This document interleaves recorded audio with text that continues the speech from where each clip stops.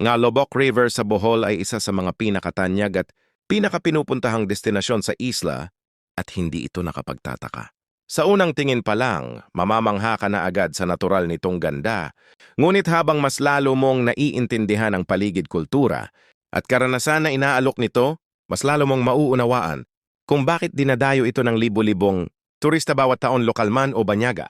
Narito ang isang mahabang paliwanag kung gaano kaganda ang Lobok River at kung bakit ito'y paboritong pasyalan, likas na ganda ng kalikasan. Ang Lobok River ay kilala sa malinis, berde, at kalmadong tubig na dumadaloy sa gitna ng luntiang kagubatan.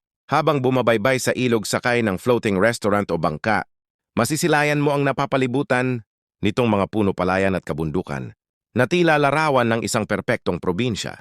Ang hangin ay presko at ang paligid ay tahimik, malayo sa ingay at polusyon ng lungsod. So ito ang kasabi sa mga lugar sa Pilipinas na tunay mong mararamdaman, ang kapayapaan ng kalikasan. Floating Restaurant Cruise Experience. Isa sa mga highlight ng Lobok River ay ang floating restaurant kung saan ang mga turista ay iniimbitahang kumain ng masasarap na pagkaing Filipino habang naglalayag sa ilog.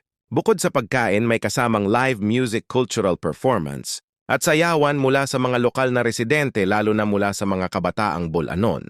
Habang nilalasap mo ang pagkain, kasabay nito ang tanawin ng kalikasan, isang kakaiba at unforgettable na karanasan. Kultura at tradisyon, ang Lobok ay hindi lang may magandang ilog, ito rin ay tahanan ng mayamang kasaysayan at kultura.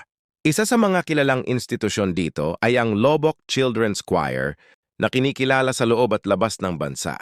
Sa ilog mismo, makikita rin ang mga locals na nagpapakita ng mga sayaw at tugtugin na nagpapalalim sa appreciation ng mga turista sa kulturang Boholano. Ecotourism activities.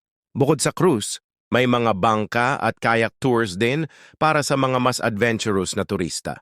May ilan ding nagbabike tour sa paligid ng ilog o tumitigil sa mga natural spring at waterfalls malapit dito. Ang buong paligid ng Lobok ay naging modelo ng ecotourism sa Pilipinas. Isinusulong nito ang turismo habang iniingatan ang kalikasan, kasaysayan at arkitektura. Malapit sa ilog ay matatagpuan din ang Lobok Church San Pedro, Apostol Parish, isa sa pinakamatandang simbahan sa Bohol, na may mahaba at makulay na kasaysayan. Kahit bahagyang nasira noong lindol, noong 2013, nananatili pa rin itong isang iconic na simbolo ng pananampalataya at pagkakakilanlan ng mga taga-Lobok, mainit na tanggap ng lokal. Isa pa sa mga dahilan kung bakit dinadayo ito ay ang mainit at magiliw na pagtanggap ng mga lokal. Ang hospitality ng mga taga-Bohol ay tunay na kahanga-hanga.